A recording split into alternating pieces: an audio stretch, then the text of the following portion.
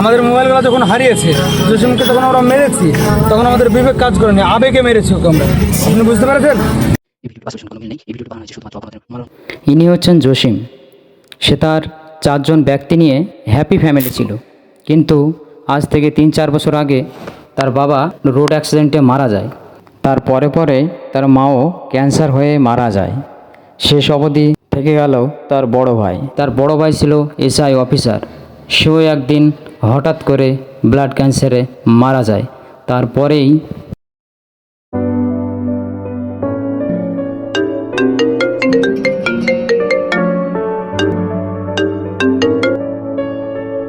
Hello বাবা জসিম, হ্যাঁ কাকা বলো। তুই কি করছিস এখন বাবা? এই তো কাকা ডিউটিতে আছি। দেখ বাবা, তোর বাবা মারা গেছে তুই তো জানিস, কিন্তু তুই নতুন চাকরিতে জয়েন করেছিস। তোর চাকরিতে ক্ষতি হবে বলে তোর ভাই আমাকে বলতে বারণ করেছে, কিন্তু এখন তোকে আর নিষেধ করার কেউ নেই। তোর মা ক্যান্সার হয়ে মারা গেছে, তারপরে তোর ভাই ব্লাড ক্যান্সার হয়ে মারা যায়।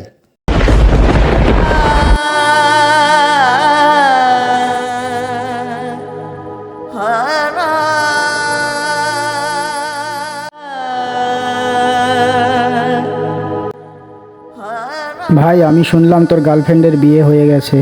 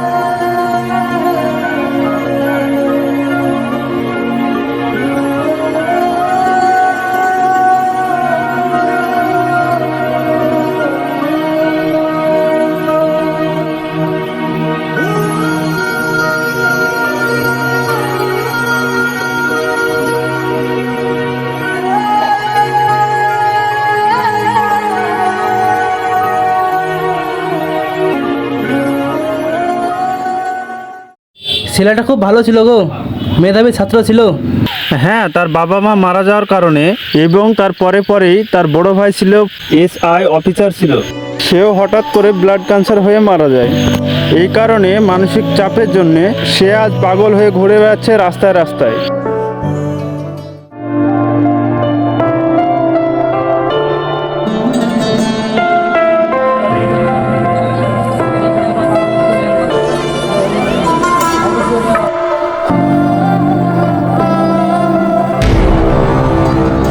এই ছেলেটাকে নতুন মনে হচ্ছে না? একে তো আগে কখনো দেখিনি। তাহলে মোবাইলটা এই চুরি করেছে। বলে মনে হয় আমার মোবাইল চুরি করতে এসেছে। চল সবাই মিলে ওকে ধরি।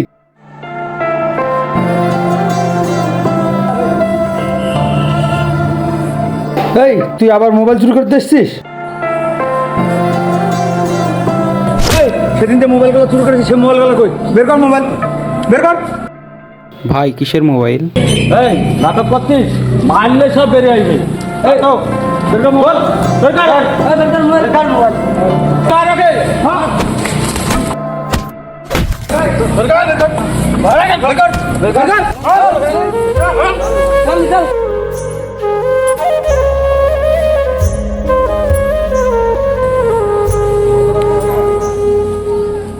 এই সাইড আই। শালা দেখি শুদ্ধ ভাষায় কথা বলে। এক কাজ করি, ওর বাড়িতে ফোন করে টাকাটা তোলার ব্যবস্থা করি। থেকে নাম্বার নিয়ে আর বাড়িতে তাড়াতাড়ি ফোন দে। চ।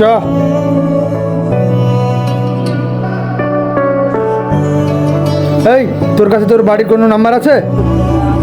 হ্যাঁ আছে, আমার কাকার। নাম্বার বল। 975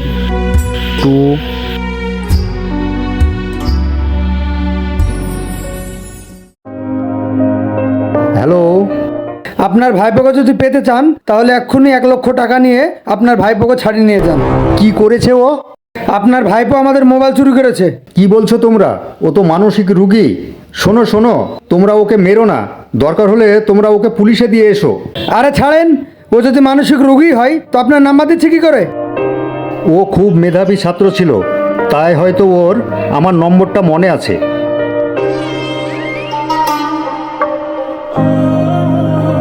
আমার খিদে পেয়েছে, আমাকে কিছু খেতে দেবে?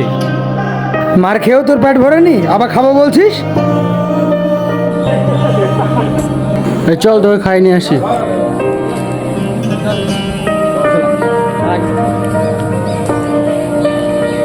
ভাই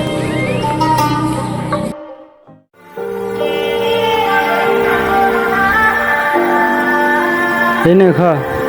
মাগো প্রিয় সহায়, তুমি ছাড়া কেউ নাই।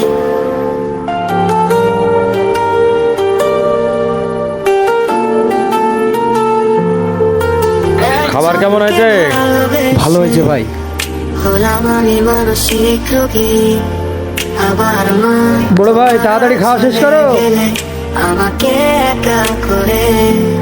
মাগো আমি অসহায়, আপন বলতে কেউ নাই। কে রাখবে আমার খোঁজ মা, তুমি ছাড়া কেউ খাওয়া হলো, এবার চল। নাই।